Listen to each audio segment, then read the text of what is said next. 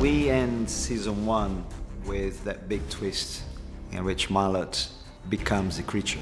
We start season 2 3 years later, and Mallet is now being kept in Bedlam, and he's catatonic. He doesn't know who he is. He manages to get out of there, and he gradually comes around to figuring out where he is and what he is, but it's just a voyage of discovery for him. I'm not John Mallet. And who are you?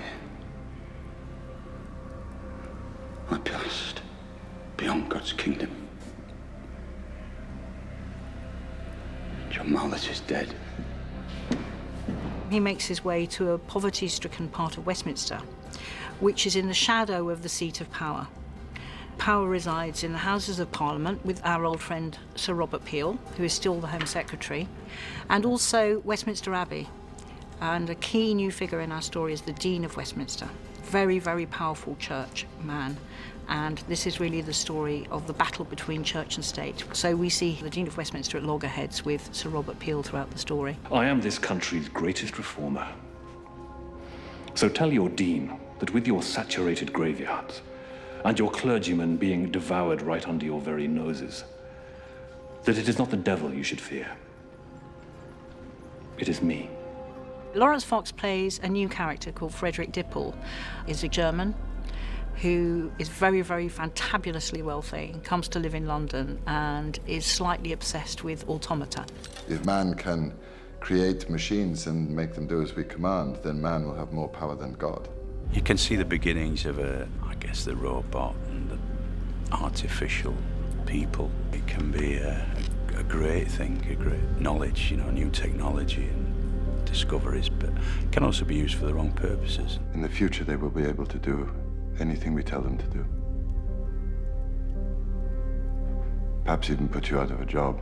They didn't want Nightingale to get back to being a Mallet's buddy. When he meets Nightingale for the first time again, it's quite a touching moment because he is an old friend. I should put a bullet between your eyes.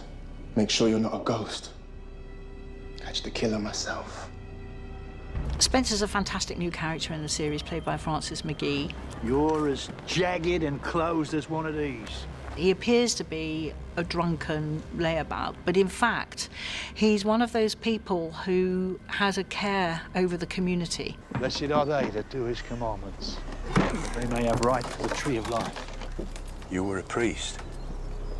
He used to be a member of the church. He was defrocked. Spence is really important to restore Mallet's faith in God or in life. Except for one set, we're shooting it all on location as we did for season 1 because it was very important to us to keep the same world. You can feel that it's real and you can feel that it's old. And so it was very important to us to retain that and film in Northern Ireland. I am made of the men, women, children, unborn children, Floras. I feel them. The themes that we're exploring in the series, they raise a paradox. One is we're talking about immortality. And the other one is what is beyond life? What happens to us after death? Go! There's no one here, Martins. We don't know where he's going to go, we don't know where he's going to end up, or what else he's going to be see or experience or be. You've really got to suspend your disbelief, is what they say, and just go for it wholeheartedly. You wanted to cover up the one thing that was taken.